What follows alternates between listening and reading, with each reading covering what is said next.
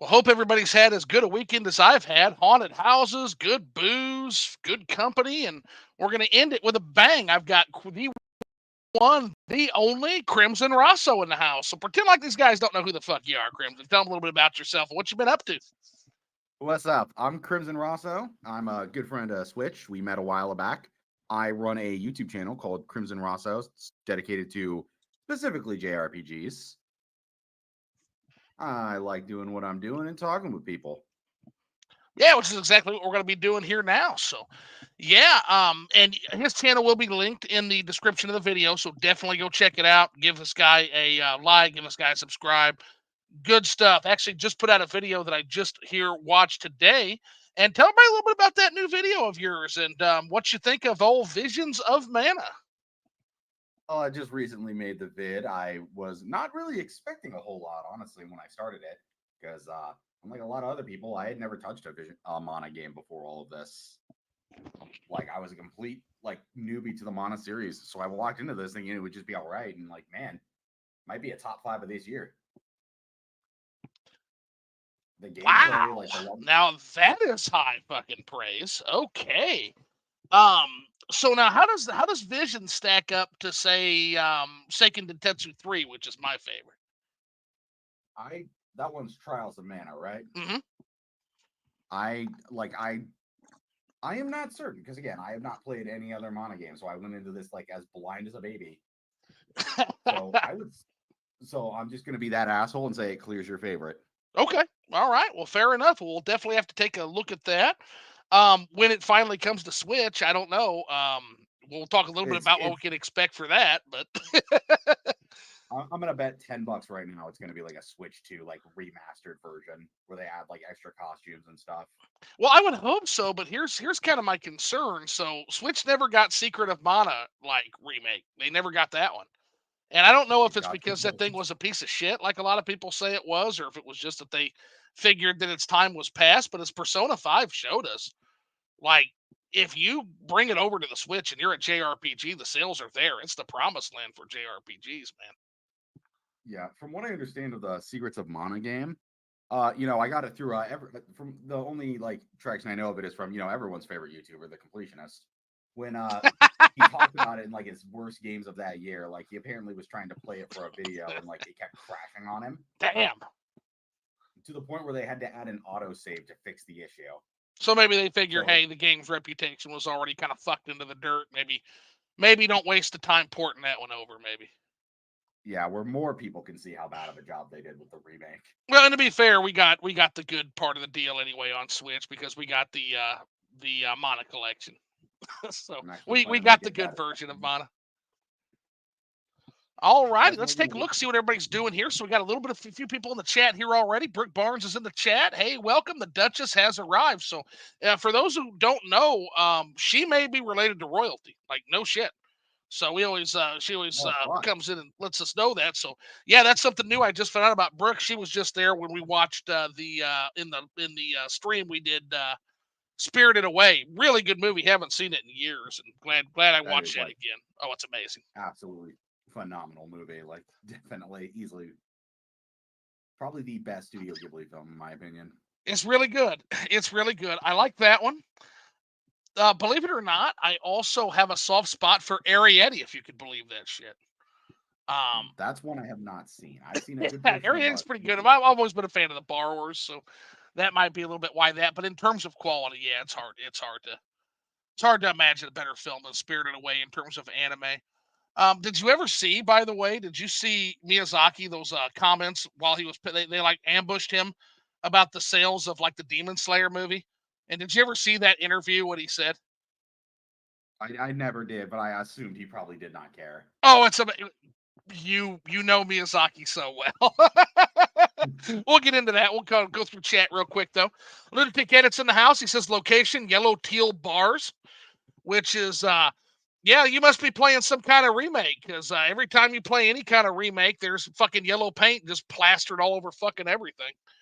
Um, Like remake. Yellow is that, my that favorite seems to color, be so I like think that's remake beautiful. syndrome. We're too fucking stupid to know where to go without the yellow paint, don't you know, guys? So Look, man, as we're both Twitter users, we both know the IQ of gamers nowadays. I know, but you gotta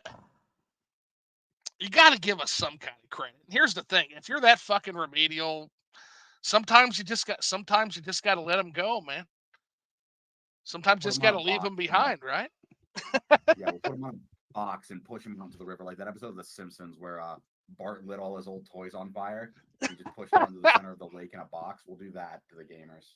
We'll salute them as they disappear. So I'm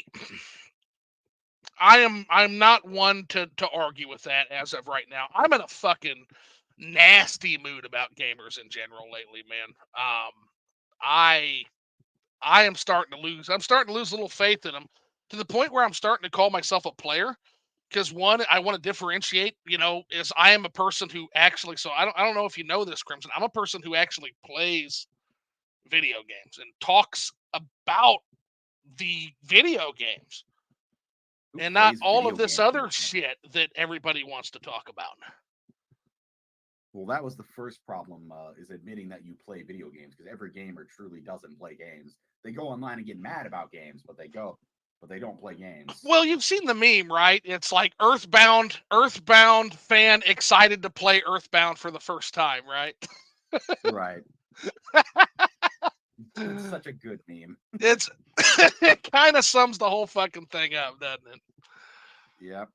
So, and we're definitely going to be getting into some of that tonight. I can promise you, because I'm ready. I'm ready to go at some people, and the more booze, the more I'm gonna be going at them. So yeah, Yeah, location I've Little heard. Teal Bars. Final Fantasy Adventure on the Game Boy was the beginning of the Mana series. Yes, and that's a banger actually. For what it is, like that is an almost Zelda quality banger. Like it tries to do different things in Zelda, but I really enjoyed that. And that exploration theme in Sword of Mana does, or whatever the fuck that first one's called, Final Fantasy Adventure. That theme slaps, Crimson. Did you ever hear the opening theme of that first Game Boy game? I think Kaiser used it in his review of Oh, the it's so game. good, man. Like, I also know that they made Sword of Mana, which is like a remake of that. So I'll probably play that Final Fantasy Adventures and the GBA version. Yeah. But yeah, Final I'm just Fantasy down to play Adventure more. is, for what it's worth. Now there's some tedium to it. Like there's one thing where I went into a cave and you had to have like something to bust walls, and I didn't even fucking know about it. Or there's a certain point where you have to sleep at the inn, and if you don't know to sleep, I wasted like an hour just trying to figure out what the fuck to do before my dumb ass laid down in the inn and that advanced time to where we could move on with the game. But it's tiny little nitpicks, man. In general, for what it was, the Game Boy. So here's the thing, like the Game Boy, for what it was being a portable 8-bit S system, it really, really had some good portable variants. At a time when you didn't have that one-to-one transition between what you could do on a console and what you could do on a portable, I think a lot of Game Boy games delivered. I think they delivered the promise of, hey, here's a portable version of the games you're playing on consoles. Yeah, I was someone who got into handheld gaming around the GBA era, but I did get to play. But I did play a bunch of like Game Boy games, mainly color ones. Right. Like, I've had an urge to go back and play them. Like, I've been getting an urge recently to play Pokemon Yellow again. Oh gosh, Pokemon, that's a surfing Pikachu and the balloon. Yeah, it's got all the. I remember the opening cutscene of that so well because I actually got that for my birthday one year. always It's been such a charming. always been a Pokemon fan. Now you have too, with the exception we're going to talk about one of your videos you just put out within the last few months. There's one video you put out where you talk about the games that you dropped, and I want to bring that up too because we're going to talk a little bit about Pokemon and what's been coming out of Pokemon and what we can expect moving forward with Pokemon. And I don't know. Oh yeah, the video about like when I it admitted I dropped Sword and Shield. Yeah, No, it yeah. was I dropped Scarlet and Violet because that game's performance just pissed me off. Performance was real bad at launch. It actually, I'm not even kidding. Like, at the very start when I powered up, because I was playing it straight at midnight, because I could not tell you how excited I was for this game. Like, really felt like Pokemon was taking a step forward. I had to stop an hour later because I was getting sick of the frame drops. Like, legit making my stomach churn. So And then I, no joke, was talking to an NPC, looked behind me, and saw a Pokemon just pop in, and I'm like, I'm done with this for now. So the performance was I'll be the first to admit that performance is bad, but I've as a 1990s PC gamer, bad performance I can get through if I enjoy the concept of what you're presenting me with, right? I'll tell you what Yeah, like actually bothered me more than performance on Scarlet Violet, and it's not so easily fixable. Like you can't patch this. I mean, you could, but at this point, you're talking about a new game. I have never seen an interior a world where there's no interiors. Nobody lives inside anywhere. Like yeah, they were it is very much so jarring. Like there's like 5 interiors in the whole fucking Paldea region. the Paldea region. It hit an economic crisis, so they had to make every 5 interiors the same to avoid the price going up too much. That was a cut plot point, probably. I don't know. I don't know. That school seems pretty wealthy. Maybe the school's sapping all the resources of everything, right? They're using our taxpayer gold duck money to build that school. We gotta Yeah, tear it down. yeah. It's like it's all going to the Pokemon University. Yeah, Oh and goodness after we learned gracious. about the ancient lore of the Pokemon ancestors, ooh boy, like, that's gonna be fun to talk about. Oh goodness gracious. So here's the thing. So we can talk about that right off the bat because that's kind of a fun, spicy topic. So you must be mentioning the Cyndaquil guy, right? Okay, so the whole thing was like these were okay. First of all, I know these are non-canon, and I do think the joke has been running through the ground. But the concept idea that Legend Arceus had folklore of Pokemon fucking humans So is just crazy. The jokes I've seen come out of it, like oh, I the admit, jokes are they ran into great, the ground. but what I will tell you, and again, this comes from I guess the fact that I fucking read, right? So Mm-hmm. when I saw those jokes, I was laughing, but I was also kind of laughing at the gamers making them. And the reason for that, I'm not standing Pokemon fucking humans. So just full disclosure, guys. Don't at me. I'm not, that's not what I'm doing here. What I will say is that if you look at Pokemon lore, whether it's from like Gold Silver, which is the one I remember the most, Gold Silver with the Johto and with the Johto lore with the birds, like you go to Ekritique Village and you hear that old Japanese lore, right? Mm-hmm. What I will tell you is that story with that Typhlosion and that woman, that is in that is indistinguishable between 100 other ancient mythological Japanese stories involving mythological creatures, and it's also completely indistinguishable from a lot of the way that some Native American folklore plays out. So it is absolutely in keeping with folklore. Now you're presenting this to gamers, so I don't know if that was well thought out. Especially given modern audiences and the way that goes. Yeah. With But because again, people don't read anymore, and they certainly don't read fucking ancient Japanese mythology, and they certainly don't read Native American folklore. But I wasn't super shocked to hear that lore, just because it's like, oh yeah, they're doing the Ekritique Village thing where they explain like the ancient connection these Mons had to the people, right? This one in particular just happened to involve some strange sexual innuendo, and I think that's what made it go fucking super viral. Mm-hmm. Well, just also the concept that Pokemon fucking humans has been like a meme because in Sinnoh, like Gen 4, there's like cut dialogue That about is true, Pokemon. isn't it? Yeah, like in Gen 4, there was some cut dialogue from the American version that like admitted that Pokemon and humans once got married Right. at one point. So like that's been around since Gen 4. It's just I think the concept of it just straight up being like legitimate lore and not like joke memes now was just like something that just pushed it over the edge. Um, you would have to have a more well-read global population, as well as also not having the kind of socio environment we have right now. I think to even have a chance at running anything like that. Yeah. Like in terms of trying to run that into official lore, yeah, I think Pokemon Team was really fucking stupid. Like again, it's you have two questions when you make a product. What is your product? Who is your customer? Your customer is modern gamers. There might be a gentler way to ease them into that kind of folklore, I guess would be my thought if I worked at Game Freak. That's also true. Yeah, like you gotta know your audience, man. Let's see here. So, Hatman's in the chat. What's going on, Hatman? Thanks for popping in, man. Glad you're here. Lunatic Kenneth said, that's how you know where to go. Gray wall, yellow paint. Yeah, of course. In Elder Scrolls 2, you get stuck right at the start if you aren't smart enough to climb up the wall. Yes. Yeah, because that game had climbing mechanics. That's actually something that they took away in Morrowind. In fact, that's one of the actual critiques I hear from old heads when it comes to Elder Scrolls 3 Morrowind is it actually simplified a lot of the concepts that were in Daggerfall. Now, my argument back to that would be that, yeah, it did, and it took some of that stuff away. Number one, there's a mod for that.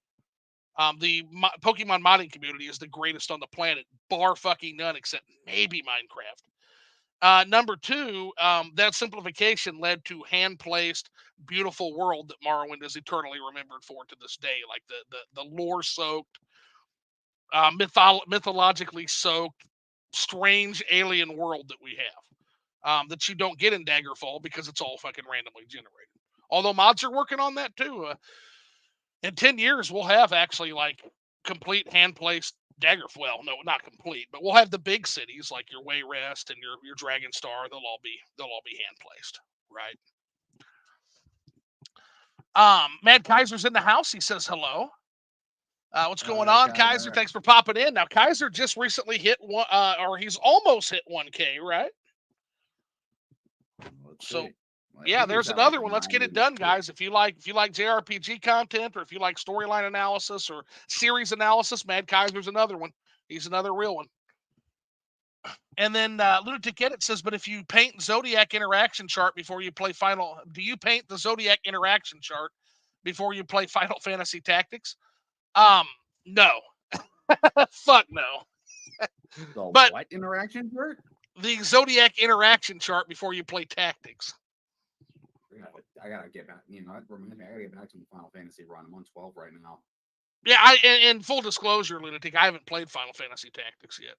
That was on a system I missed first time around. So hopefully it shows up on the Switch like we're hearing. There's lots of rumors about that, and it's basically all confirmed. I think Jason Schreier basically confirmed that that's in development and nearing completion, actually. Those bums better be putting that game out there. I need to play Tactics. Oh, 100%. Now, I would it would run better if it would have ran better if you had some paralysis potions. Lunatic in it said, yeah, everything works better with paralysis potions, 100%. And then Sword of Mana is also good. And then I see a Mana fan in the chat. Yeah, Lunatic Edit is talking about some of the earlier Mana games. And Kaiser says, I wish I did storyline analysis, series analysis, but I guess series retrospectives fits the latter. Yeah, absolutely. And the former, where my summaries on the stories when I review the games. Yeah, but thanks, Zoo. Almost there, hitting the grand. Getting close, and hopefully we can get you a couple more subs here in the chat today. So 100%. So that being said, I guess that gets the chat caught up. So I guess my first question before we forget about it, otherwise we absolutely will. What the fuck you drinking, Kaiser? What am I drinking? Yeah. I'm drinking myself a nice Twisted Tea. I tried them for the first ever time recently, and they're pretty damn good. Twisted Tea, awesome. Twisted Teas are great for drinking, also for busting over heads. My understanding is every once in a while. Remember that meme going around? I think so, actually. Yeah, somebody got literally like there was some guy they were fighting. They were kind of sizing each other up. He took a Twisted Tea and literally like just blasted him right in the fucking face with that Twisted Tea and popped it on him. God damn. That's like absolutely brutal. So yeah, Twisted Tea, good fun. Now, the other one that I'm drinking is, and I'm back to it. I have Blanton's again, thanks to my trip to Tennessee. Nice. So I am having a nice Blanton's, neat as I like to sip it, and we're just going to slow sip this Blanton's, and we're going to cherish this, man. So you are the first guest that actually has where I have a full glass of Blanton's sitting here in front of me. I'll treasure that till the day I die. Fuck yeah, it's the best, man. Absolutely, it is. It is the best. I absolutely adore this bourbon. So yeah, it looks like we're going to be feeling pretty good by the end of this. Now, Lunatic Edit says Monster Beast is the best. Never had Monster Beast. Is that another kind of? Is that like another kind of tea? Only, does he mean like like the only monster I know about is the energy drinks? Maybe Monster is like a Beast energy drink or something like that. Yeah, as long as you can mix it with Possibly. alcohol. Yeah. And then Brick Barnes says, if it don't seem like I am talking much, it doesn't mean I'm not paying attention. I'm watching an anime show and I'm still listening. Hey, there's no problem with that. Fuck, if you're watching a good anime, that sure comes with whatever the fuck dumb shit I'm saying tonight. So Yeah. Speaking 100% get that show in, man. speaking of that, I started Dan to Dan recently. New anime that dropped recently. What's it called? You heard of it? Dan to Dan. Maybe I think in my actual in the fringes of my consciousness that sounds familiar, but yeah, lately I've It's been been I'll have to take a look. What do you think of it? Oh, it's super good. So the concept of Dan to Dan is like every spiritual being that exists, like from ghosts to aliens, every like paranormal concept actually is real. And the whole main line story right now is that the main character gets his balls stolen. Like, yes, his dick and balls get stolen by what's called a turbo granny, which is like a really fast spirit, and he has to get it back. Hmm. Sounds kind of like a Yu Yu Hakusho in a way. Yeah, speaking of which, I'm on like chapter 23 of that. That manga is really good. I've never done the manga. I've watched the series all the way up through the Dark Tournament arc with the Guru. I Like, picked how it does up it because my differ from friend. the anime? I have not seen the anime actually. This is my first experience. I plan to watch the anime afterwards, but Oh, nice. Yeah. Well, typically speaking, if there's any kind of artist involved, the manga's typically better. yeah, like I've really been enjoying it because I picked it up because I wanted something else to read because I'm still going through One Piece. I'm like halfway through the series at this point. I'll be caught up soon, Fuck. hopefully. I've got so many. Emily wants me to do One Piece. OJ's want me to do Naruto. I'm just like, guys, there Can't are go wrong with 1,000 episodes. can't go like yeah, One Piece is like crazy to get through, but good God, I'm loving it so far. It's good. Top three, like It's really good. I love how he avoids power creep by having like various systems of power. yeah, like one of the best. That's probably the best aspect of the series of like instead of just making the devil fruit users like unstoppable, it just introduced. Oh yeah, if you have this ability that literally anyone can learn, you can fight against a devil fruit user. Yeah, because they got devil fruit. They've also got hockey. They've also got like your weapon grades, right? Yeah, like sea prism weapons. Yeah, they've got all the different things, and then there's like the legendary 12 swords and whatnot. And Yeah, like the whole concept, like is just a huge focus on it's just such a smart concept to introduce something that anyone can utilize against like devil fruit users. oh, Because the story would get 100%. Then immensely boring. you've also got like, and this is what makes Goldie Roger so impressive because Goldie Roger, everything from his weapon, he didn't use devil fruit, like he didn't use any hockey that we know of, and Oh, on he top, did actually. It okay. So little explanation for that sure, is like it's revealed in a later One Piece arc that Gold Roger's only weapon was hockey. okay, so yeah, Like so he wasn't just a monstrously strong dude then. no, but his whole thing was he was able to fight against guys who had the same level of hockey as him, combined with devil fruits, and still come out on top. Because That's of why he was his known as like enormous strength on top of it. yeah, because he was just really skilled. Like that's really what makes it cool. Like that's honestly what makes him such a cool character because it's just like, oh no, I became the best in the world just because I was good with hockey. That's awesome. Yeah, even his weapon, like it's a named weapon, but apparently it's like it's a normal ass weapon. It's just a normal pirate sword. That's yeah, it's not like one of the legendary swords or something or Not that I know of. It just seems to be like, oh, I just had a normal sword and I could send people flying through 7 trees and mountains if I hit them with it. just because I was that fucking strong. He used to fight Whitebeard for fun, like my understanding is, which, again, that's I'm not there yet, but that's a character I'm familiar with because that shit happens when the series has been around for 20 years. Spoilers happen.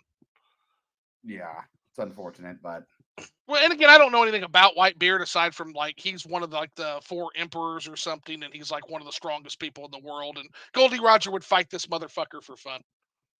Whitebeard, as the series goes on, like he doesn't get a whole lot of time to shine, but when he's introduced and like the arcs he's in, he's easily one of the best parts. Nice, because he's just one of the coolest dudes in the entire series. He can make fucking earthquakes happen with a punch. Wow. Okay. Yeah. So that's pretty. His whole devil. Yeah, this his whole devil fruit is the quake fruit, where it's like, oh yeah, I can make earthquakes happen. So you get a scene of him punching a dude in the face with the force of a fucking level 10 earthquake. Jesus Christ. Yeah, I guess that would hurt a little bit, huh? Oh yeah, it is crazy. So Lunatic Edit says 6%, so it's seltzer. Okay, gotcha. Tastes just like Monster, caffeine free. It's freaking amazing if you like Monster.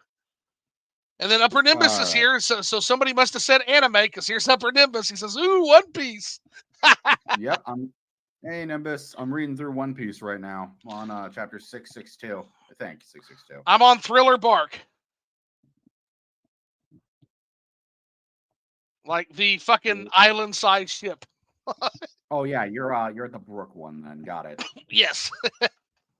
So I'm Nimbus. I'm slowly working through it, man. Slowly working through it. Like I said, I was telling Crimson I still have fucking Naruto to watch for OJ too. It was one of his favorites. So like I am drowning in like the trying to complete the 1,000+ episode like fucking anime epics. So that's going on. Also, we're getting ready to get fucking JoJo's Bizarre Adventure. Getting ready to get Steel Ball Run coming up. I gotta get into JoJo before that. That's gonna be a while. But yes, you do. Yes, you do, sir. I want to get into more of it because I've liked what I've seen so far. And Lunatic Edit says, meanwhile, I'm 15 hours into Morrowind and have no idea what's going on lore-wise. Shame on you. Put your questions in the chat. Like, what are your questions? Like, if you're 15 hours in, Kaya should have told you what's going on, right? Like, there's no excuse for that.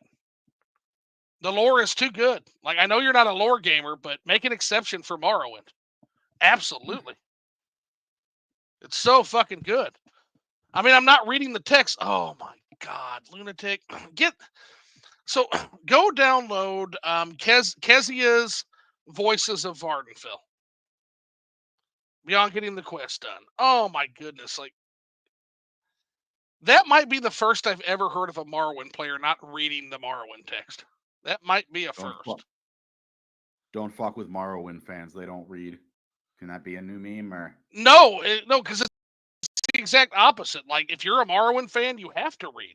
Except for Lunatic Edit, he is a Morrowind fan that does not, apparently, which is amazing. Which, again, that's perfectly doable. The game systems are fun as hell, and you can literally become like a fucking god, like flying through the air and raining nuclear fire like down on everything and like killing whole villages if you want. Like, you can do that, and it's really, really fun.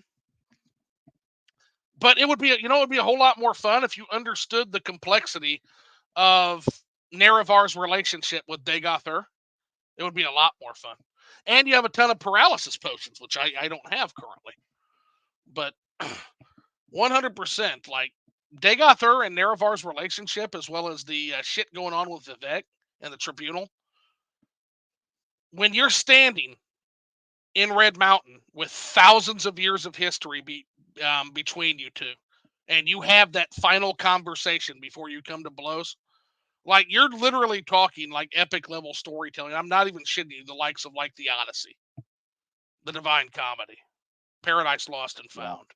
Like, we're talking that level of story. The Odyssey, like Mario Odyssey. Oh shit! Say that again. Oh, Crimson, you there? Yeah, I'm there. Sorry, it sounded like you cut it out a little bit. Yeah, it did a little bit. So what was that again? You were saying the Odyssey, and I was like, oh yes, my favorite epic, Mario Odyssey. Mario Odyssey's fun. Mario Odyssey's the It is. first 3D Mario I gave a shit about. So that is a hell of a distinction for Mario. That's a good game. That takes a lot because I was hostile. Now there's two parts to that. One, Mario Odyssey is like legitimately an extremely fun game, right? Like absolutely fun. To me, it's the first one that I've played where I feel like they actually got the movement and momentum of Mario right. So there's that portion to it. The second thing is at this point they were starting to give me my 2D Mario again, and so I'm less hostile toward 3D Mario. I was very hostile toward 3D Mario when 3D Mario was the only game in town. And they're like, hey, do you want to play Mario games? Well, you're going to play fucking 3D Mario. Tough shit, 2D Mario fans. And so now that I'm actually getting my 2D Mario, like it's hard to be as hostile about it, right? Your baby came home with the milk. They came home. They fed my fucking crying ass after 18 years. Yeah. Like that's all I asked for. Again, I've said it from day one. I've screamed it from the mountaintops. With as angry as I've been with Nintendo, I said all I fucking want from you people is a good 2D Mario, a good Metroid, and a good fucking Zelda game. That's it. All I want is for Mario, Metroid, and Zelda to be good, and the Switch. I'll be goddamned if the Switch didn't give me all three. Much shit as I give Wonder, as much shit as I give Mario Wonder Bread, still a very, very good game. Still a game that gave me memories of getting to play with 3 generations of my family. I got to play that game with my nephew, and I got to play that game with my dad, just like me and my dad sat when I was fucking like 5 years old playing the OG Mario. So, good memories. Never forget that. So, yeah, they did it. They did it, and they gave me Breath of the Wild, and they gave me Metroid Dread. So, Now and they gave you Echoes of Wisdom. what is it? Echoes of Wisdom. Yeah, Echoes of Wisdom is good. I haven't played it yet, in all honesty, but I've heard very good things about it. Yeah, it's really good. I'm not far in it. I've only done like the first dungeon, but it's really good. It feels really good to play. Yeah, from what I've heard, like it does a great job mixing the Breath of the Wild gameplay with the old traditional Zelda gameplay. Well, and again, like if there's some limits to your power, but in general, like if it allows you to kind of sequence break, which is cool. Like depending on what order you get the different spirits in. Now, of course, there is like, for example, if you want to summon like, spoiler alert, so earmuffs, guys who don't want to hear it real quick. Like if you want to go and summon like a really powerful Lionel, you're not going to be able to do it until until you beat some more dungeons or whatnot. But you can get really fucking creative with the summons in that game. You can get really creative, and the memes are true. Like the memes of like hitting a Moblin in the head with a fucking chair. Like yeah, it's good stuff. WWE ass Zelda game. Yes, it's great. It's great, and yeah, and they gave you Mario Sunshine in the 3D Mario collection. Upper Nimbus kind of jabbed me with, yeah, I know, and I'm gonna play those at some point. That's the only 3D Mario game, to be fair, I haven't at least given a actual try to. So again, the problem with 3D Mario until Odyssey to me was always that Z axis. Mario is a precision arcade platformer, just in a bigger format because it's on a console instead of in the arcades, right? So that tactile, fast speed, fast paced, that's what I'm looking for. And when you add the Z axis, it just kind of fucks that up in general. It's very hard to get right, and it took Nintendo literally 25 years to get it right. It finally did. Odyssey's great. Now, what else we got here? So, Mad Kaiser says, "Yo, Nimbus," and then Lunatic Edit says, "Remember, I beat all of FF14 and saw exactly 0 cutscenes." Yeah, like there's somebody in the Discord who would like those would be fighting words too, because apparently Endwalker is some of the most beautiful storytelling that she says she's ever seen. But again, it's an MMO, and those are like my kryptonite because I'm terrified of them because I want to have a life of some sort. So I haven't At their ventured time into it. since. Eventually, I got to watch it. What I'll do is I'll just watch cutscenes. I'll watch the cutscenes you skip. So there it is, Lunatic Edit. Between you and I, we will have had the full Final Fantasy 14 experience. So how's that? Yeah, like it is from what I understand, it is a crazy time sink. I want to play it myself one day, but It's a like JRPG, man. Like, yeah, it's a that's what JRPG they're for. MMO. That's how they're used. Yeah, it's like a JRPG MMO. So Um, it's a double there is an whammy of interesting distinction to be made. I'm glad you brought that up. It is like because most MMOs are that's kind of a Western tradition, and Final Fantasy 14 like broke in. It did. Yeah, it got like, and now it's like realized as one of the most popular MMOs ever. Yeah, I think it's very good. It's very very good. In fact, most people I talk to aren't playing the Western MMOs, your Guild Wars 2 and your Warcrafts, and they're playing that game now. That's like one of the games that everybody jumps on when they do an MMO. So again, it's kind of a tradition of your Japanese RPGs, and we're going to get into that. That's one of the things I want to talk about is like the idea of what exactly is going on with gaming. And I think the Japanese and what they're doing with say like a Final Fantasy 4, I think that there's some keys to that to getting answers to that, right? Right. So Lunatic Edit says, "Yeah, I have a ton of paralysis potions." And then Upper Nimbus says, "Sup, Kaiser." He says, "You just got to make those menu options turn gray." Oh my gosh. Ah, that's one way to look at it. This fucking guy, please, I beg you. You know what, Lunatic Edit? I will make some lore videos, and you can watch my lore videos.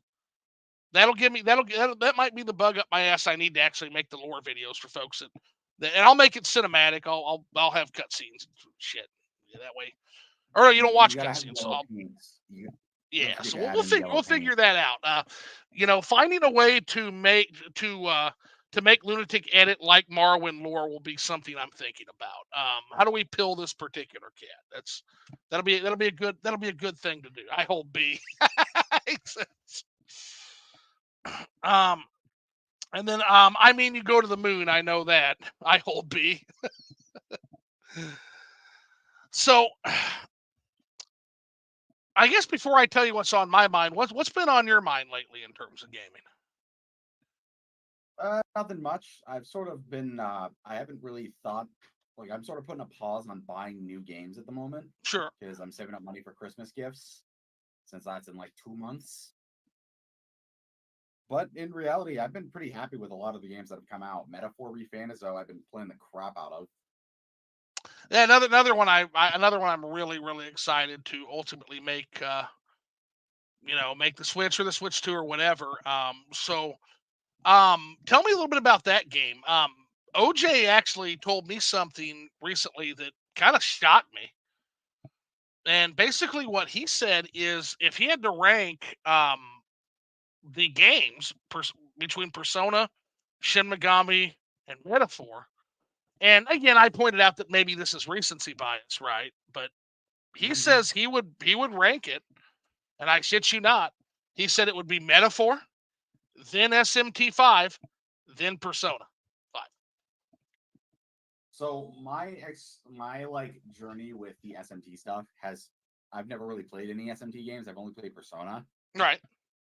And I would honestly agree there because I think Metaphor is just like it's the best aspects of SMT gameplay mixed in with the life sim aspects of Persona, but it actually makes them like 10 times more interesting.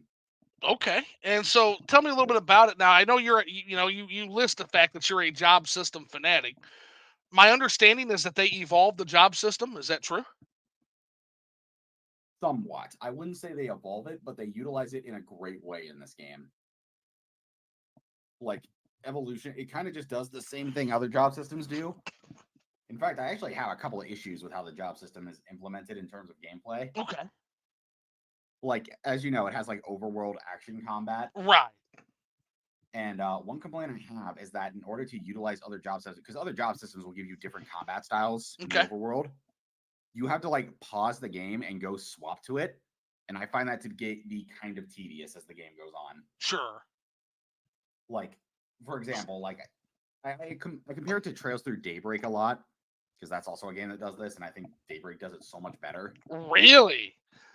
Yeah, because like Daybreak makes instantaneous swapping like so much easier because it just assigns 4 characters to a D-pad and you swap between all of that. Dodge rolls, like stun attacks, there's just so much more to it that I like more in that game than Metaphor. I feel like when the But chips are finally down and when we're looking back, I feel like the Trails series is going to be like one of the all-time goats. it's going to be. I genuinely have every feeling it is. Like, I'm officially a Trails guy. I have finished one Trails game. I can now call myself proudly a Trails guy on the internet. But Yep. I'm looking forward to more. And from what I hear about like the different games and how each game is a little bit different, but each game just knocks it out of the goddamn park for what it's supposed to be doing. Yeah. It's a lot of fun. It is probably my favorite series next to Kingdom Hearts. On top of some of the greatest lore world building of any project anywhere, apparently, which is Yeah, it's got some fantastic world building. It's one of those series that's been incredibly long running, but everything still feels very consistent. well, and we're just now getting a lot of it translated over, like literally we're getting everything right as they're getting ready to put like apparently the final game out. Well, they're putting the final game of like the from what I understand, Kai is the final game of the Daybreak saga. Oh, so they're going to be Like, making more games then. yeah, they're close to finishing. Like, there's the second ass. They're like the second half of the game right now at this point. Like, they're the second half of the story. So, like, we might be done with a few more after a few more arcs. But like, we've still got a lot more. Like, I'd argue there's maybe like 5 to 8 more games left. Okay, well, I was going to say because there's still some places we haven't been. So again, I absolutely am in love with Crossbell. And my understanding is that each new game that takes you to or new arc, which takes you to a new area, will basically do that as well. Having played more than I have, do you have a favorite? Do you have a favorite location or country? Is there a favorite My area? Is there a favorite, country you favor? my personal favorite is still to this day Crossbell because I just love everything about Crossbell as an area. Crossbell's so fucking cool. Yeah, like I love the stories there. I love the characters. The It is legends still and some of the ancient legends and stuff are really cool. yeah. Like it's good stuff. It's really good stuff. Lunatic Edit says Dwarf It, Fortress is the only game where lore matters to me, and Dwarf Fortress, ironically enough, yeah, for being such a numbers game and such kind of a strategic game where you have to really think like a sim game, it's got some deep ass fucking lore. Have you ever looked at Dwarf Fortress, Crimson?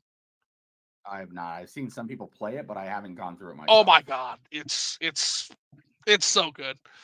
Um, I guess Lunatic, I got a question for you, and we'll have you on. We'll have to talk some Dwarf Fortress more in depth, but I want to know how you deal with the nobles, because everybody's got to have an answer for the nobles in Dwarf Fortress. It's one of the things you just have to have an answer for.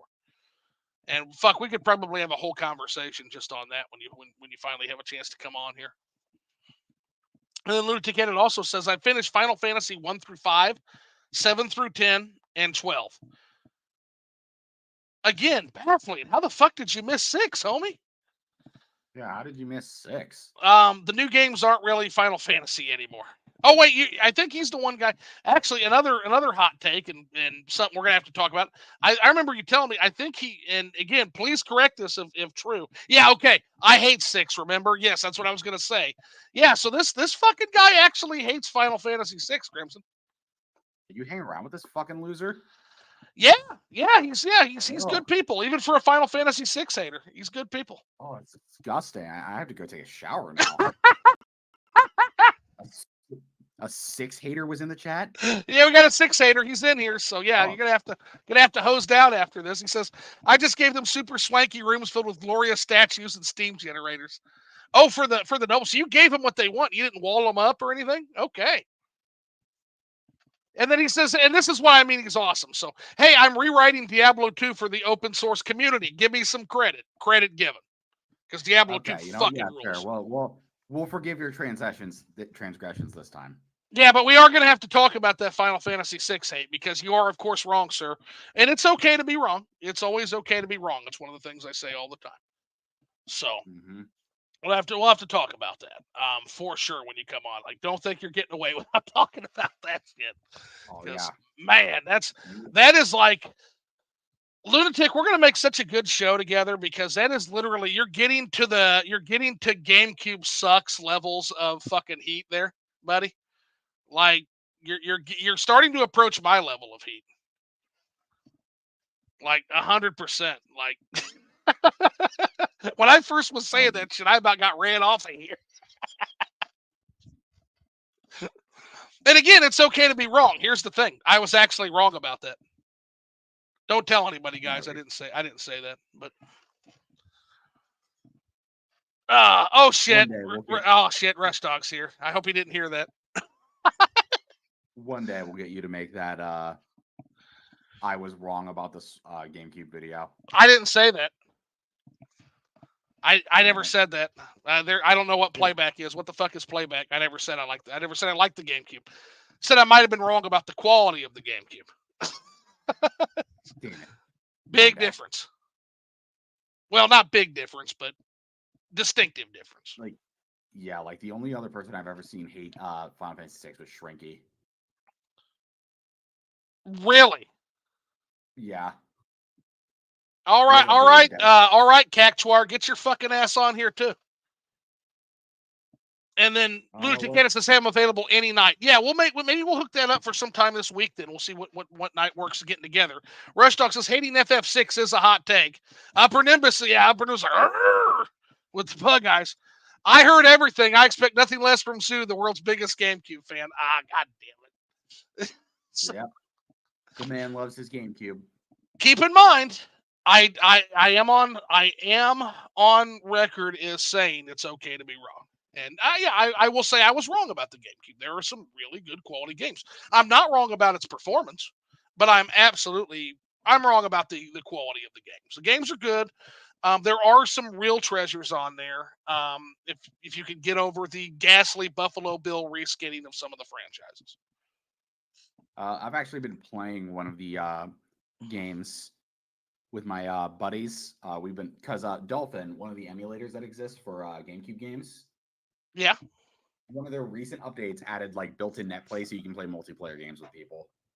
Oh shit. Yeah. So me and my buddies have been playing Four Swords Adventure, one of the Zelda games on there, which is like a co-op Zelda game.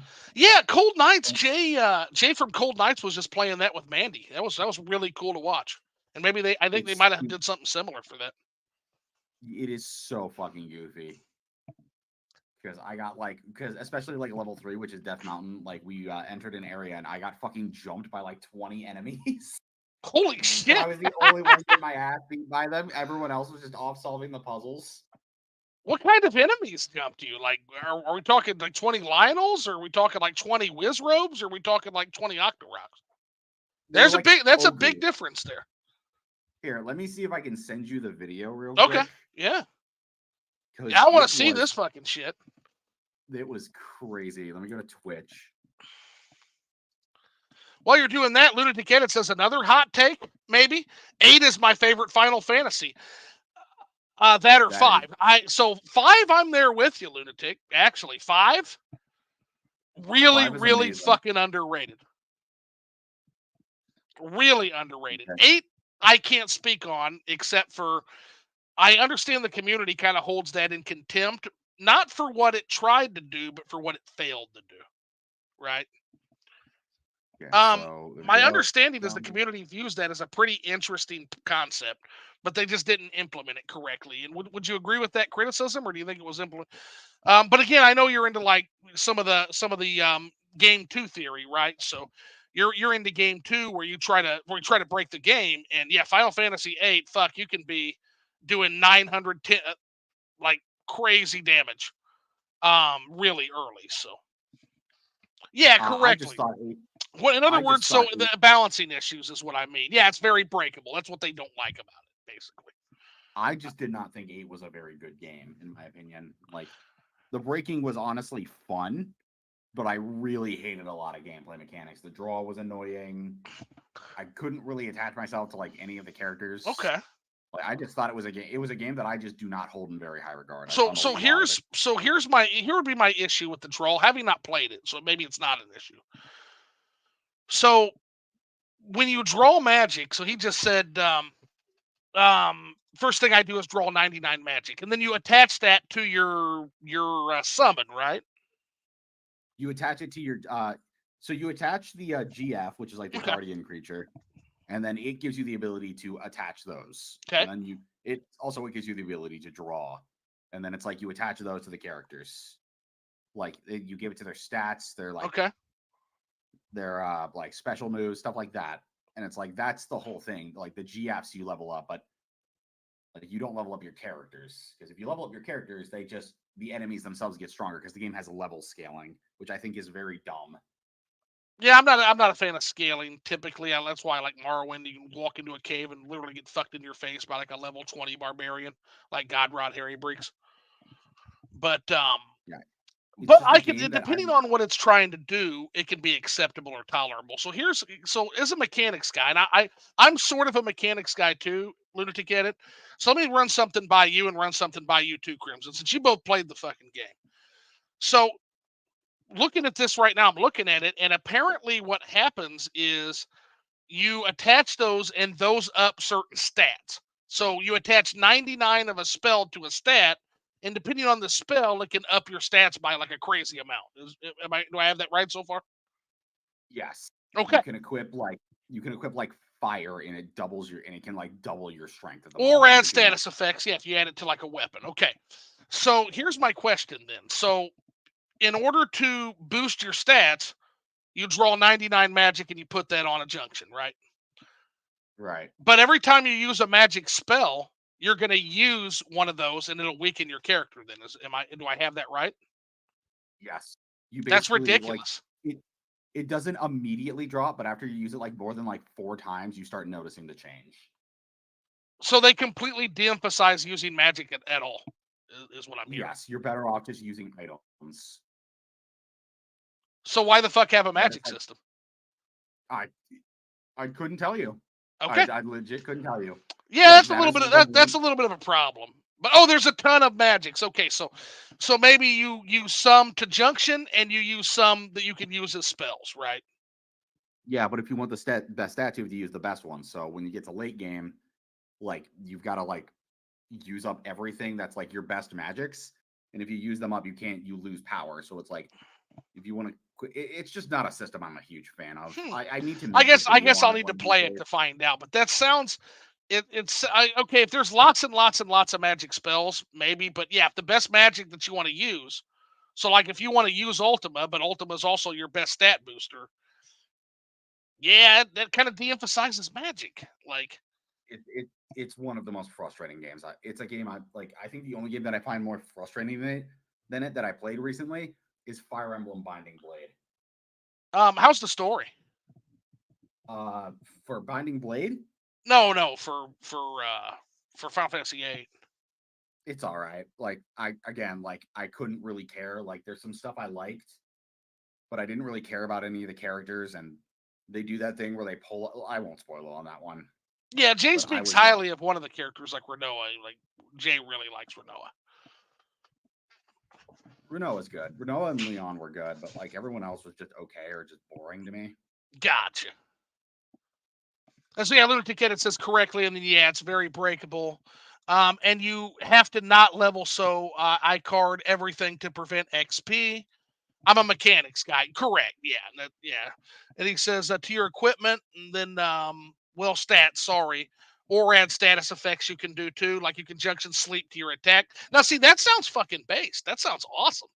But again, I have some concerns around how that works with magic and how that limits certain spell pools, etc. So, again, that's one I'm going to have to play, and I do plan on eventually playing all Final Fantasies. They're on the list, even the ones I've already played. Like, just so I can do my Switch review. And it acts like it acts like paralysis potions. Yes. It will have a symbol telling you it's junctioned. There's a ton of magics. You said you have to decide which magic you want to use and which you want to equip. It's amazing when you're 14, which I was when I first played it. Then Rush Dog says Final Fantasy VIII story is maybe for teenagers. Most teenage boys can relate to Squall. Okay. Like when I was young, I really liked Ares or Eris, but then when I recently played Final Fantasy VII and realized she's actually really dumb, and maybe they could have revived her, but instead just dumped her in the water. Yeah, they never really explain why Aerith is unable to be revived with Phoenix Downs after getting stabbed. But like that's kind of one of the bigger issues of Final Fantasy in general. Is like most of the time it's not really the best at explaining death. Like how does Phoenix Downs work? Well, and as a mechanics guy, like I'm sure Lunatic Edit can vouch for this. There's like in terms of game balance, now in terms of breaking the game, like Lunatic Edit likes to do, I'm sure that Final Fantasies can be a blast. But in terms of balance, like one of the things I've always talked about is the fact that most Final Fantasy games give you zero fucking reason to ever use status effects. It's why I love Shin Megami Tensei. Buffs, debuffs, status effects. Like you can literally just muscle and heal your way through any Final Fantasy game. I played a lot of them. You can just muscle your way through them. Now maybe that changes in the later ones, but the first ones, like yeah, you don't even need to look at the different buffs, debuffs, status effects. The only time I ever had to use boss for 1 and 2 was during the final bosses. Yeah, see, that's wild to me. It's like here's a whole system that we don't even make you look at. Like it's there if you want, but again, a lot of times those spells aren't even that effective on most things. Like try using a status effect, like 9 times out of 10, like in my experience, it won't even work on enemies. I don't know. I think it's a very underdeveloped aspect of Final Fantasy, and maybe they fix it in later games. You know. All Final Fantasies, are you going to play the Final Fantasy 13 trilogy?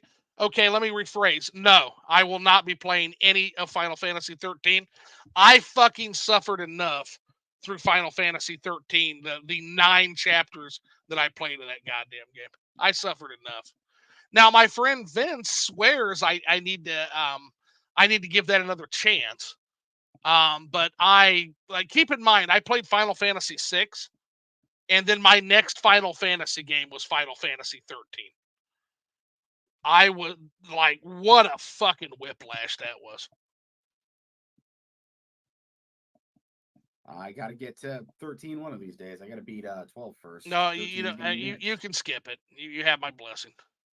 No, I want to do a ranking system of like all the Final Fantasies, kind of like I did with Trails. Just put 13 at the bottom. I don't think it's going to be worse than 2, in my opinion. It was such an unfun experience. It is. It is. We will see.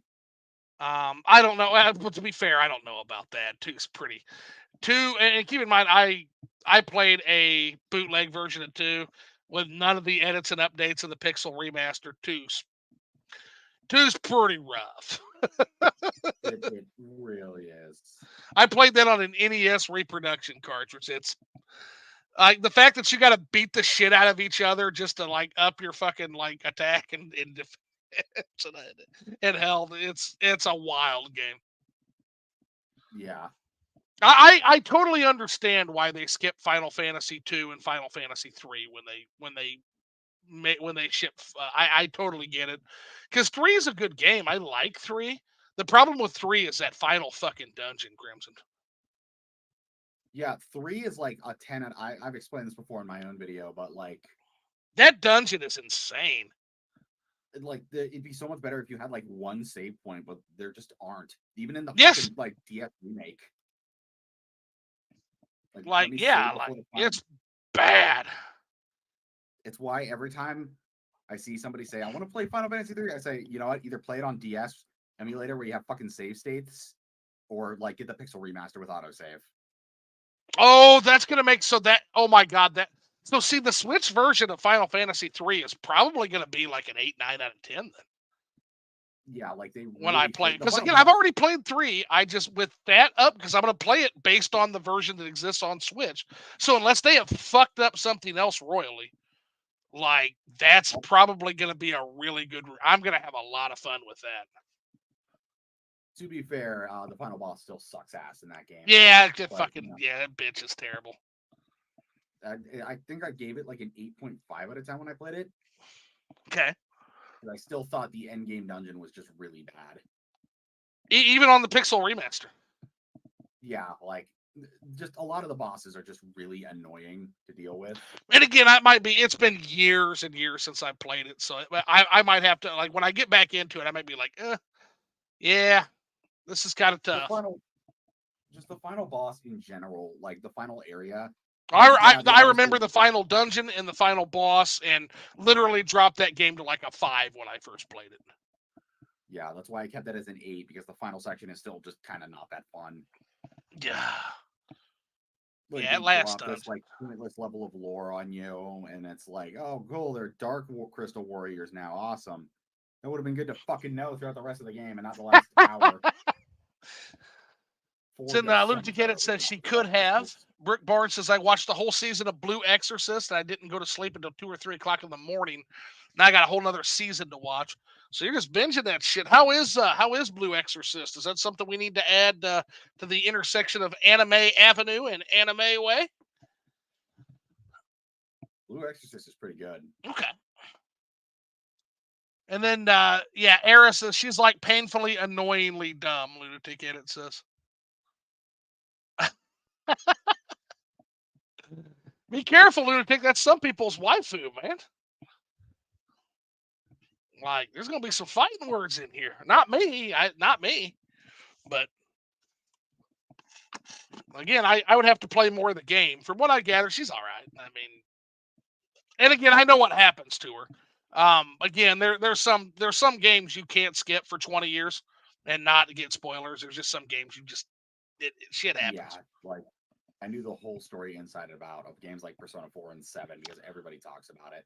Well, yeah, you get them through like cultural osmosis. Now, amazingly, I don't know anything about Persona 4 except it's a murder mystery. But there's some games like Final Fantasy VII. If you're a gamer, you're going to get the story to that game through cultural osmosis. You're not being surprised with Final Fantasy VII. You're just not. Yeah. Lunatic Edit asks, have any of you played the King's Field series? I want to. Really, really bad. But again, I basically skipped that whole era. For the most part, my first re-entry into FromSoft games was Demon Souls and Dark Souls on the PlayStation 3. And I absolutely adore the Souls games. Now I know that King's Field is a little bit different. It's more of a dungeon crawler, but I also love dungeon crawlers. So yeah, I one day I will definitely get into some King's Field. I'm very excited for that. I definitely want to tackle King's Field myself one day, solely because I am a Souls fan as well. Mm-hmm.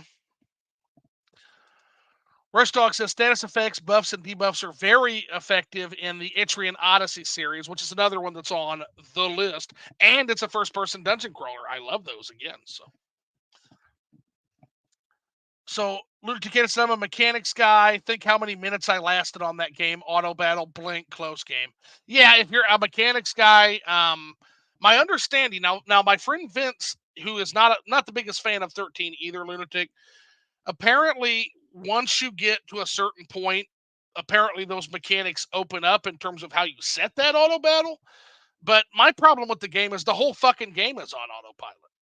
The whole point of the story is that you're on autopilot, and the whole point, the game is a beautifully rendered tube, and the combat is on autopilot. So it's like, yeah, why the fuck am I even here?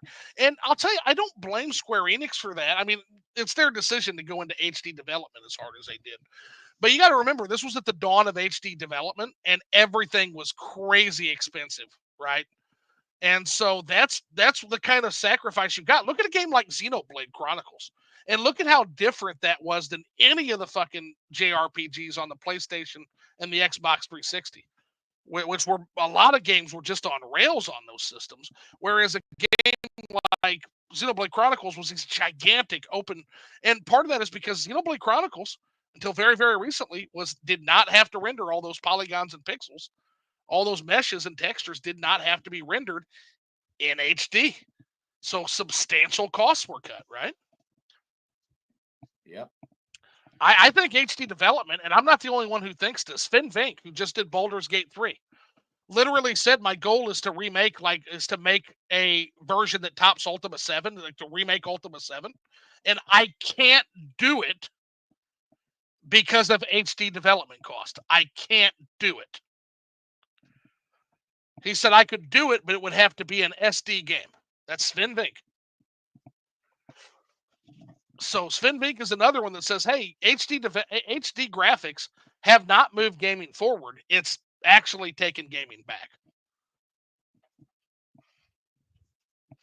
Yeah, it absolutely, it makes every game a huge monumental risk. Every single game becomes like a company-defining risk now because of the expense of HD development. Just know that, guys. Yep. Just know that kind of explains a lot of what's going on in the modern games industry. Is that right there? Why I prefer pixel art graphics. Yes. I binge watched the whole season. Brick Barn said and apparently Crimson says that's a good show too. So I might have to take that out. Yeah, and Lunatic Cannon said I liked FF12. So FF12, to my understanding, is kind of a less on rails version of 13 because you can do things like you can set how people battle, but you can also take direct control of it, and it's also a much more open world to explore too. My understanding is, I mean, all JRPGs are on rails, but you have to at least provide the fucking illusion, right? I'd say it's probably one of the best worlds Final Fantasy Square has ever created. Yeah, it's the same world as 11 JRPG too, right? The MMO, right? Yeah, they made a big like open world where you can just travel, where you're like able to move the camera around and travel everywhere. Yeah. Yeah, and imagine the Joel just going from something like that to 13. Because again, one game is not HD, the other game is in HD. All of a sudden, your game becomes a beautifully rendered tube, and everything goes to autopilot. Yep. And again, I'm not saying that HD is always that way, because now the costs have lessened. People learn how to work with it a little more efficiently. But at the dawn of HD development, that was very, very popular, as cramming you into these fucking beautiful HD corridors. And that was very popular back then. Very popular at the dawn of that era.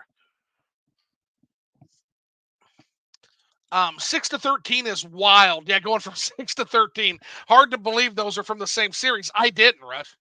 I'm like, what the fuck am I playing right now? Like, what is this? I'm shocked I hung on as long as I hung on, honestly.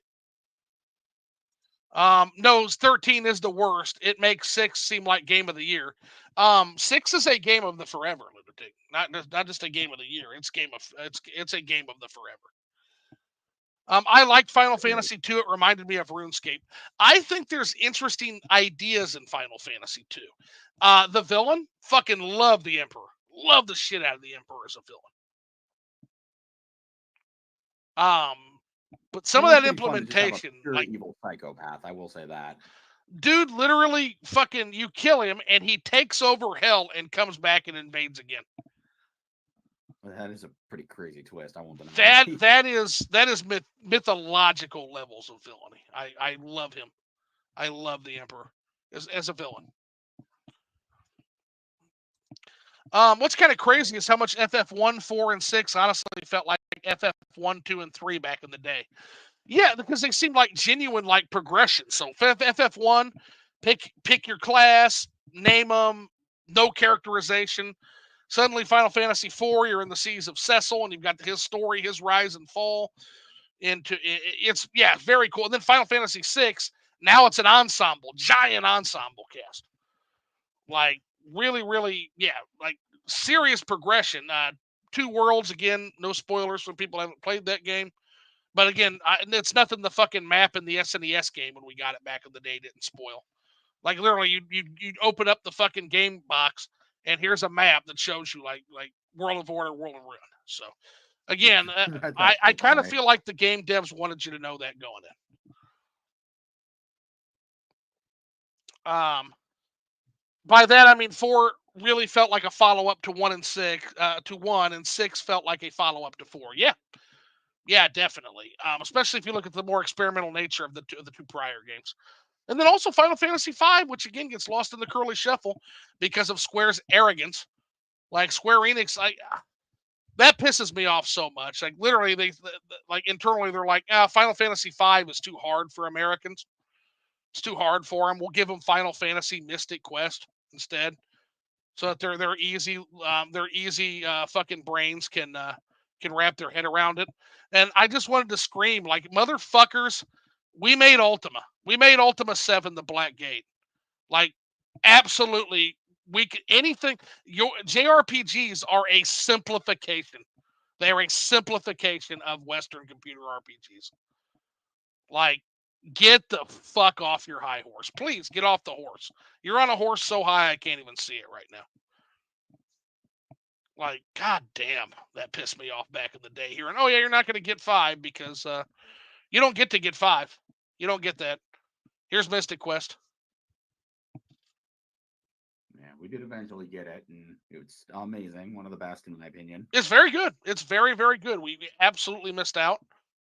And again, we missed out because some fucking bean counter at Square Enix decided Western gamers couldn't fucking, our baby brains couldn't handle their fucking JRPG. Again, meanwhile, at that time, I'm literally playing Ultima 7 the Black Gate when I learned about this. And I'm looking at Ultima 7 and I'm looking over at fucking Final Fantasy 5 and I rolled my eyes. My eyes about rolled out of my head. Are you kidding me with that excuse? Yep. Like, in terms of complexity and having a real open world and having complex mechanics, Lord British runs fucking circles around Square Enix. They always did. Always did. And I'm not the only one that thinks that. You know who else thinks that, Crimson? Square thinks that. Their top spell is called Ultima. Whatever. Is Ultima even playable nowadays? Ultima the game? Yeah. Ultima, some are. You'd have most modern gamers would have a real problem with Ultima pre-6, I feel like. Ultima 6, The False Prophet's great. Ultima 7, The Black Gate is still one of the finest games you'll ever play. Interesting. I'm torn on 8. It's all right. Avoid 9, although ironically enough, 9 was Breath of the Wild before Breath of the Wild. 9 was Breath of the Wild when Nintendo was trying to make. So Richard Garriott and Origin Systems made Breath of the Wild when unsuccessfully, while Nintendo was successfully making Ocarina of Time. So they were like 20 years ahead of Nintendo in terms of conceptualization. But thanks to EA's meddling and thanks to the fact that it just wasn't fucking doable on that hardware, Ascension is really bad. It's a bad game. But there's so much that you can literally see in Ultima 9 Ascension. You can see Breath of the Wild. You can literally see it. Like, and it's very well known that the Nintendo devs played Origin System games. That's a well known and well established thing. Like Ultima in part led to many games. It led to the Elder Scrolls series. Ultima led to the Soul series, and it led to Legend of Zelda in part. Mm-hmm. So, yeah, Ultima. I would definitely recommend picking up if you want to understand where JRPGs come from, where they really truly come from. You should try to play a good Ultima and a good Wizardry game at some point. Like Right. any JRPG fan who has not at least played one of those games is literally missing some of the DNA that makes JRPGs. And that's not coming from me. That's coming from them. That's coming from Yuji Horii, and that's coming from Sakaguchi. Like, you do not have the full scope of the history of the JRPG without playing CRPGs. You just don't. Gotcha. I'll have to check it out at some point. Yeah. Even if it's just to know where this came from and what Japan was trying to do when they simplified those concepts down.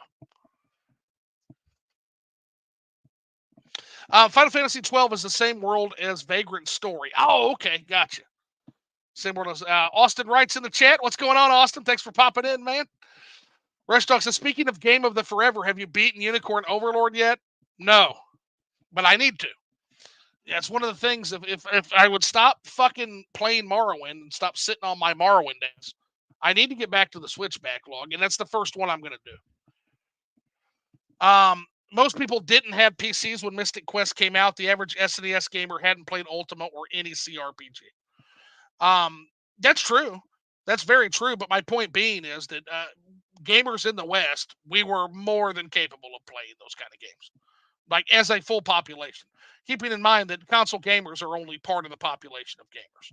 At that point, we still had arcade gamers and we still had computer gamers. So, yeah, PC gamers, like, I get what you're saying about console gamers, but the point is, those console gamers could learn how to play that game.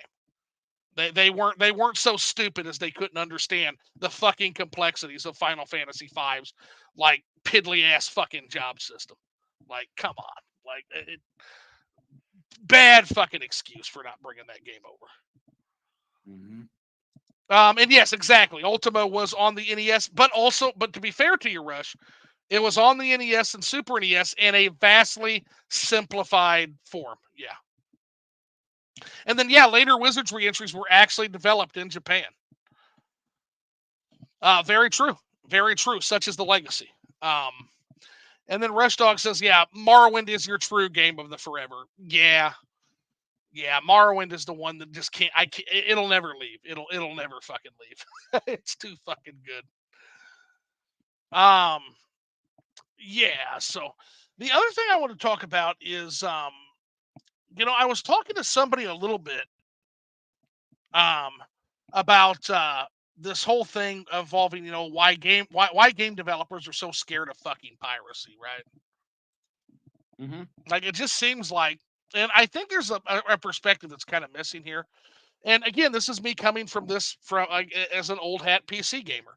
I remember buying Command and Conquer, or games like StarCraft, or games like Warcraft 2. Like, did you know, Crimson, these would literally come with another disc with the full campaign on it. So 2 discs with the full campaign that you could give to a friend of yours, and then that way you could play multiplayer.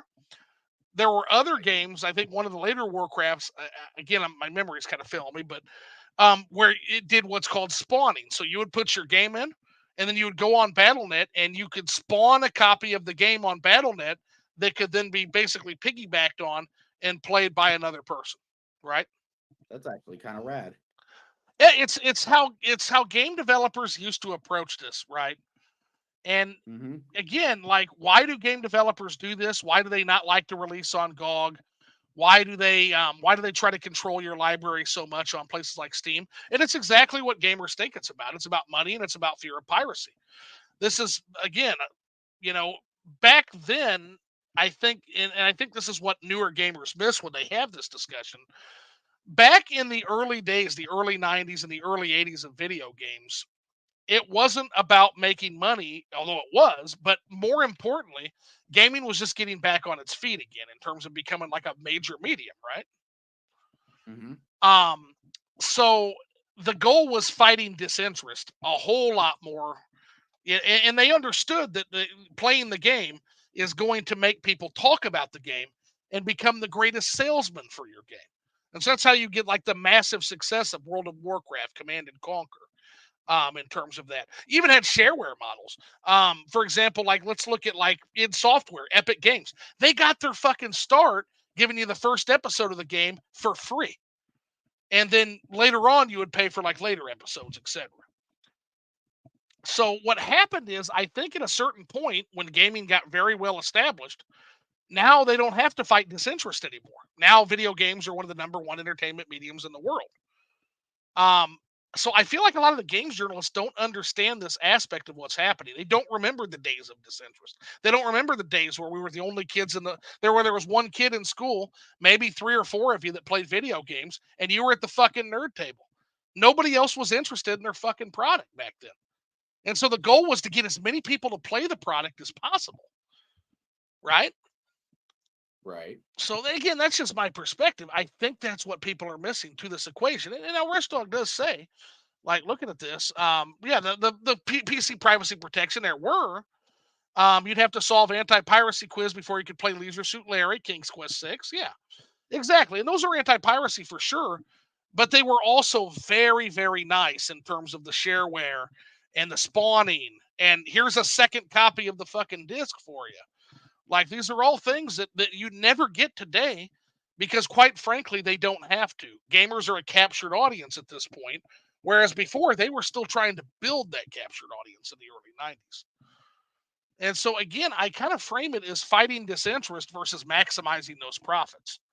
Back if I'm a game creator in the 90s, I just want people to play my fucking game. Will my game be pirated? Actually, I kind of hope so in some ways, because then it spreads to more people. And if they play the game and like it, they'll become a salesman for my game. I don't think gamers typically punish good games. If the game's good, I think most of the people will become a cheerleader for that game. In fact, I think that gamers, more than just about any other industry, I feel like gamers are cheerleaders for their product. I think that's why gaming has grown by leaps and bounds, is the spread of good games. The shareware model was awesome, though. Have you ever seen the "Don't Copy That" floppy song? Wasn't that the one with the laughing salesman in it? I've never seen that. I'm gonna have to check that out. That'll be fun. And then you're making a game. No, I'm personally not making a game. I'm saying if I was a game maker in the 90s, fuck, I just want people to play the game. Like, yeah, if I profit off of it, sure. Like, and if the game's good enough, maybe it spreads far and wide. People buy it. Like, piracy's always been a problem. I don't think designing. I'll post a song to Discord. Yes, please. Yeah, I want to check that out. I don't think, and I guess what I'm getting at is in terms of fighting disinterest, and again, maybe they don't have to anymore because how popular game has become. I don't see fighting piracy as your primary thing. I don't see that as being sustainable. I just don't. I think it's going to lead to pushback, especially in PC gaming, where we'll pirate the shit. We'll pirate when we fucking want to pirate. Like, literally, like on PC, honest to God, you are at our fucking mercy. Yeah. Like, if I don't want to give you money for a game, I won't give you money for a game. Like, PC gaming is fucking a bunch of savages. Like, exactly, we don't bend over. Like, if I pay you on PC, it's because I want to pay you. If I pay, it's different, very different than when I pay you for Nintendo, because hey, that's a physical copy, right? But yeah, people are fucking savages when there's no physical copy involved. Now, I'll pay you when I want to pay you. So you better make a good game. That way I want more of that game. And now I'm going to pay you. Hey, okay, sure. Like right now, fuck. What's the one I'm really interested in coming out is Slay the Princess. Like, I'm going to give you money just for a physical version of that game. I played Slay the Princess on PC. I'm going to play it again when it comes to Switch, just to one, have it portable because I don't have a Steam Deck. Number two, because that game is fucking rad. Have you seen that one yet? Slay the Princess? Oh, it's good. Yeah, it's really good. I've heard it's very, very good. It's one of them our story games that Young Zoo would have laughed at if I had ever said that I'd like those kind. But it's Slay the Princess is good. I've got somewhere on my channel there's a let's play of like a couple hours of Slay the Princess. It's not everybody's cup of tea. I think I just about put Brooke Barnes to sleep that night. Playing Slay the Princess. But I really, really was drawn to it. And basically the whole thing is you have one goal. Slay the princess. There's a princess in a cabin. You're supposed to go in and kill her. Well, I support every game that allows you to stab women, so. Sure. That's that's the gamer in you right there, see?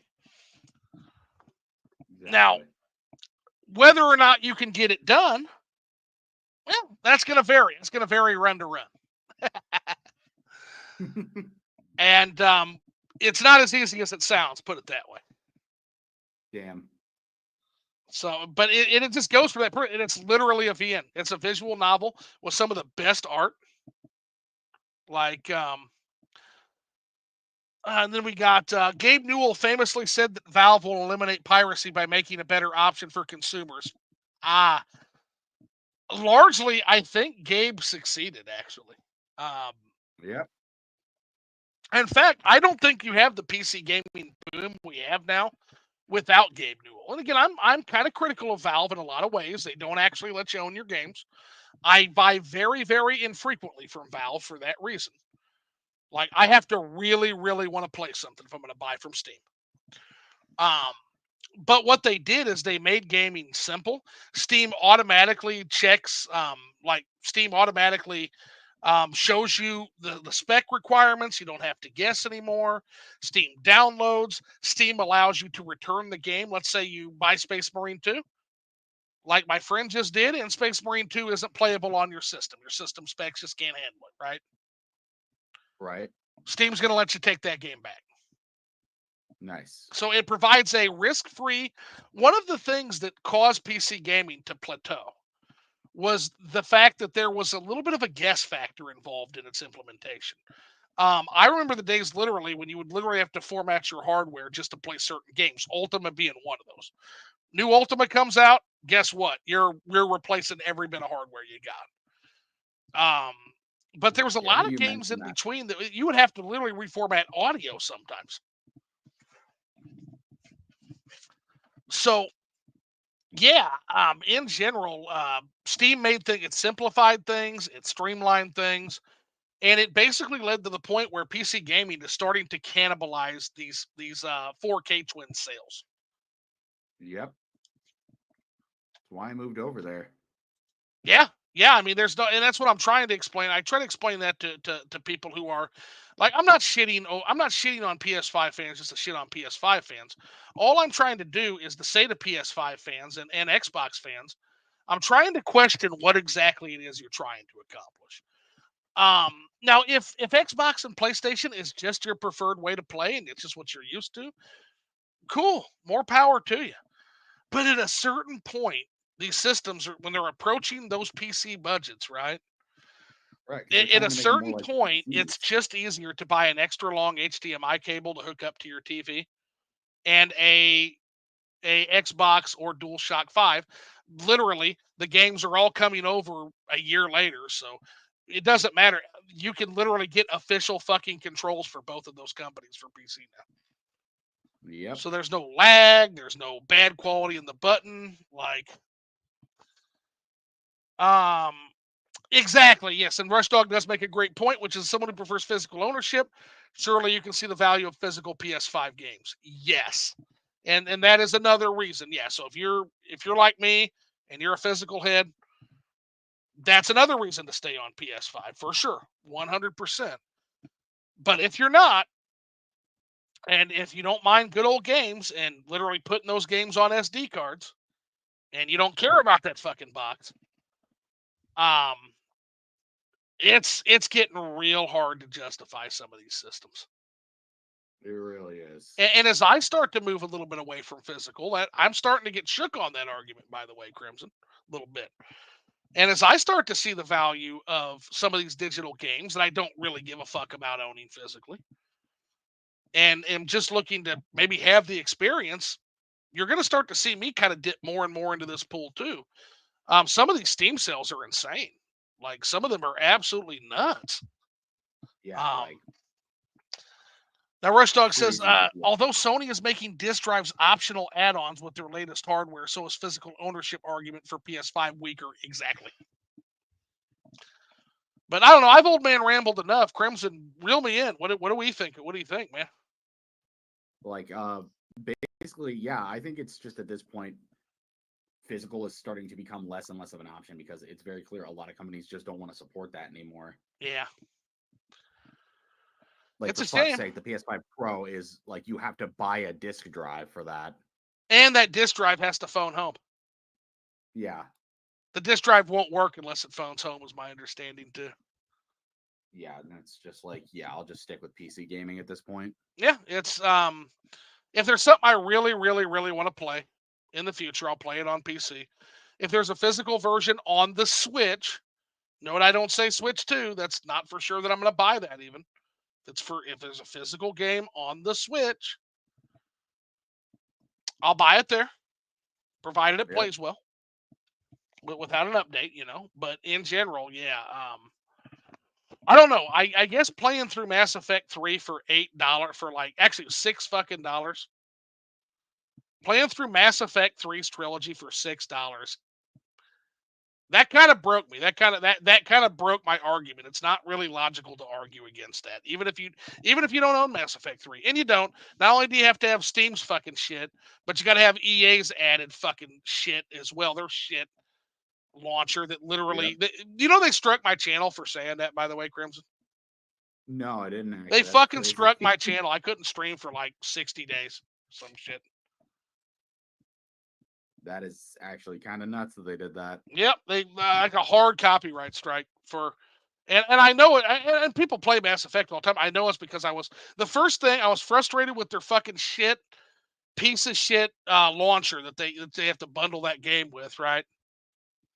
Right. And I was mad, and so I named it like the fuck EA launcher or something like that. Yeah, I think that got their attention. Yeah, hard strike. Complain it was EA games. That's hilarious. But that said, even that aside, even with their shit launcher and not owning the game, come on, Crimson, $6 for 3 of what honestly are some of the best games I've ever played. Come on. It's crazy. How do you say no to that? It's literally an offer I can't refuse. You become one of us. You become part of the. You join the master race and ditch the filthy console peasants. Yeah, I mean, I've always been there. I've always been a PC master race, but I guess my activity, I've been acting like a peasant while being on the PC master race. I guess. Been acting like a console peasant, right? I'll have to go get my next GPU after this conversation. Oh. With 16 gigabytes, with 34,000 gigabytes of RAM. Oh no, see those guys. I've never been one of those guys. And again, part of it is my business acumen. I understand exactly why that's stupid. Your average, you have overshot the market 15 years ago to your average human being. They don't care. Your average human being plays Hero Quest or whatever those. Let me ask you a question. This is an aside. Have you gotten those fucking weird Hero Wars ads with the little warrior guy jumping in the big giant lady's hole that's right where her vagina is? Have you seen those weird fucking ads? Am I the only one? Yeah. Yes, I've seen those constantly. What the fuck is that game? I have no idea. The only one I remember is it clicks on and it's a lady apparently getting pregnated by a horse, and then it clicks off to something else. Yeah, there's another one where the guy's walking up and they weigh the big lady weighs him, and if she doesn't like him, she vomits on him and kicks him down the hill or something, and he goes back to level 10. It's so weird. Yeah. I'm starting to think that these are AI generated slop games. I think they're AI generated. Let's see, Hero Wars. Let's look into this, because this is something that is okay. Hero Wars. Yeah, here. Let me show the chat what I'm talking about. Yeah, here it is right off the bat. Infamous, fucking infamous. What? I don't know what the fuck is happening here, but I have no idea what the fuck is happening here. And I'm not sure I want to know. It is crazy, bro.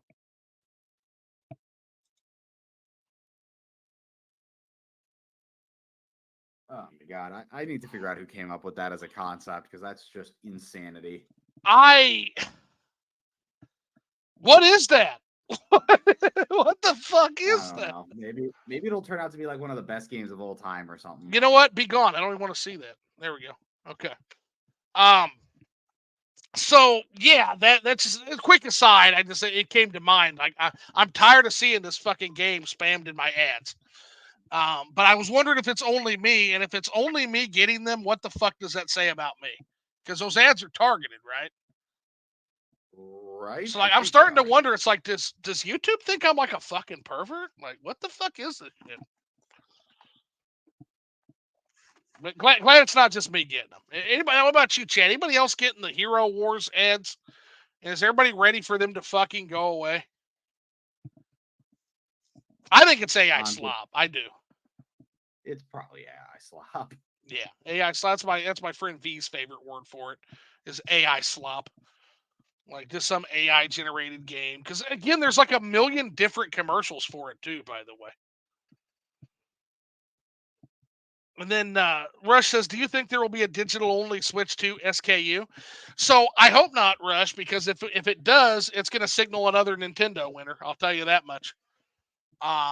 That's going to signal a direction from Nintendo that's going to be very, very unwelcome for a lot of people. And I don't think so, because if you look at Nintendo's comments, I think I'd have to go back and look, but I think they're on record as saying that they're not. They want to offer digital offerings because digital are a large part of their sales, but I don't see Nintendo going all the way. I don't see them offering a digital only SKU. That would be. I feel like Nintendo's too old fashioned to go Yeah, that digital. too. I think we're protected by their stodginess. Yeah, I think you're right, Crimson. If that happens, I won't be buying it because again, you're not doing that to me on a fucking console. Nope. With PC gaming, there's all kinds of there's Steam sales, there's fucking GOG sales, there's the fact that you can literally just go fucking emulate shit. Like there's a lot of protections on PC. That market's very used to digital only. You're not locking me to physical only on any console. I'm not doing it. Nope. You're not locking me to fucking $60, $70 a game for a digital fucking game. You're not doing it to me. Like Nintendo games almost never go on sale digitally. Like, nope, not happening. Not fucking happening. To be fair, they don't physically either, though, to be honest. But you can buy a game used at least, and that sometimes knocks some price off.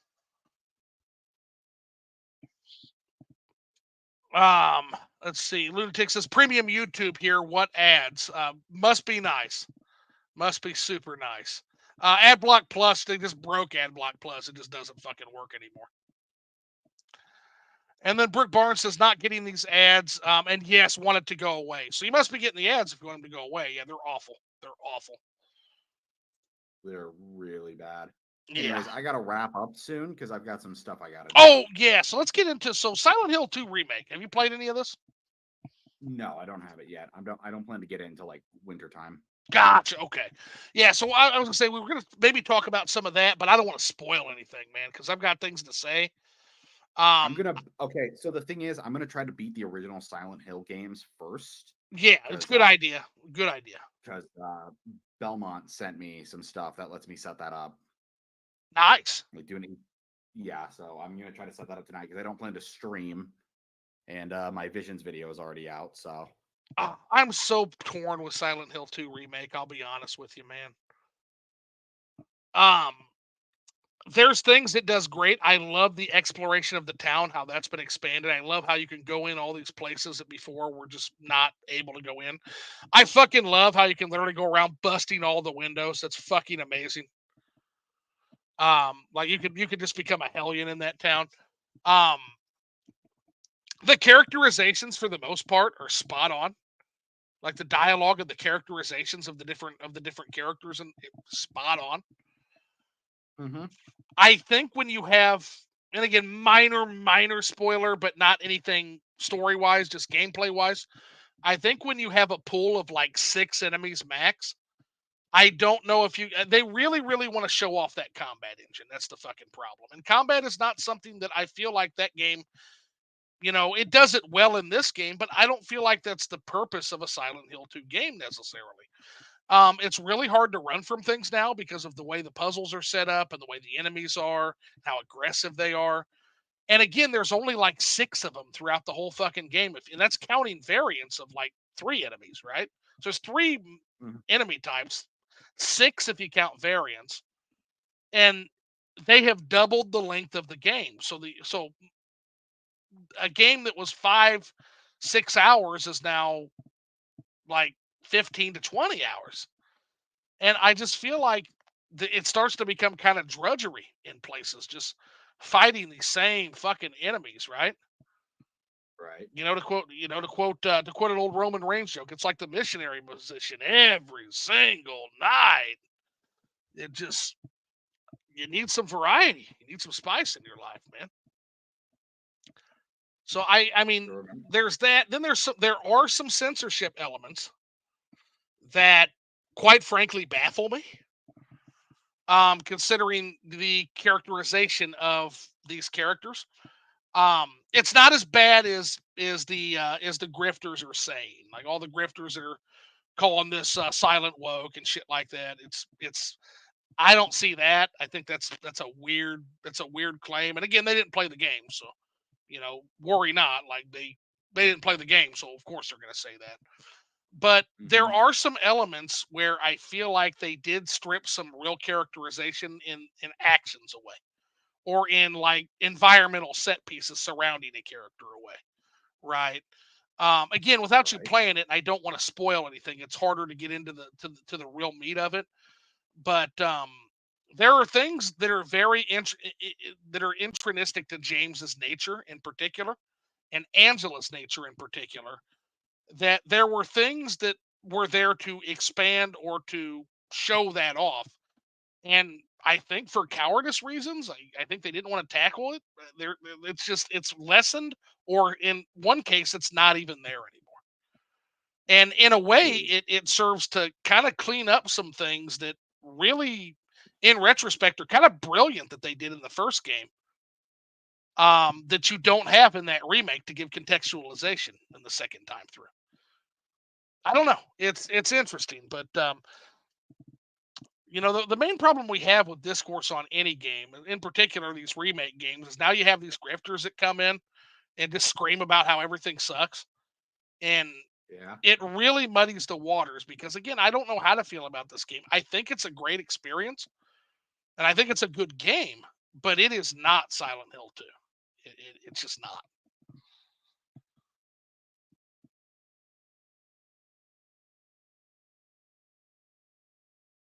All right. So I'll have to keep all of that in mind for when I finally Yeah, tackle the game. Then but it's good. It's I very still got good, to. and it's better than I thought it was going to be with Bloober Team. Um, So then Rush Dog says, I've gotten Hero Wars ads before. Okay, yeah, so it's not just me. As far as I can tell, the gameplay boils down to clicking on a number that's lower than your character's number. Yep, that's about it.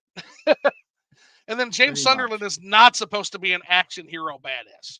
Yeah, and believe it or not, that's my least problem with some of the external characterization of James. Again, it's not James's character. James, the character that does James, does a really good job with that character.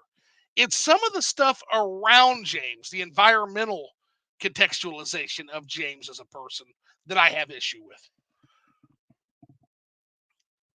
Really, and that's kind of what it boils down to. But I know Belmont has great things to say about it. I agree with a lot of what Belmont has said about the game. It's just that I have some quibbles too. But it's Quibbles. it's it's way better than it has any right to be. All righty. So, alrighty, he said you had to go. So we want to make sure we're respecting your time. We're all caught up on chat. Did you have any questions for me before we go? Actually, no. Everything I wanted to talk about, we talked about. Beautimous. Alrighty. Well, thanks again for coming on. I appreciate it, man. We'll go ahead and wrap up and get ready for the work week tomorrow, I guess. Yeah. Thank you for having me on. I Oh, appreciate anytime, it. man. Anytime. And again, make sure to check out his channel. I've got links to his Twitter, and I've got links to Would his YouTube channel below. Make sure you check out that Visions of Mana video. It's really good stuff. And then also check out that video of games he dropped, because one of the things I like about that video in particular is it does break open the discussion that, hey, if you're not enjoying a game, life is too short to keep going in a game you're not having fun with. Drop that bitch. Drop it like it's fucking yeah. hot. I would love to see you guys in the comment section if you check out my vids. But if not, it was nice talking with all you in chat. Absolutely. Thanks so much. And Brick Barnes, before we come in, she says, I hate Monday. We all hate Monday. I do too. We all hate Monday. We are all Garfield in that moment. All right. Well, I'm going to go ahead and wrap up. If you want to stay on, just briefly, we'll have a quick denouement in the end like we always have. But I love you guys. Go have a good week or try to have a good week. Halloween approaches. Love y'all. Get the fuck out of here. Take care, guys.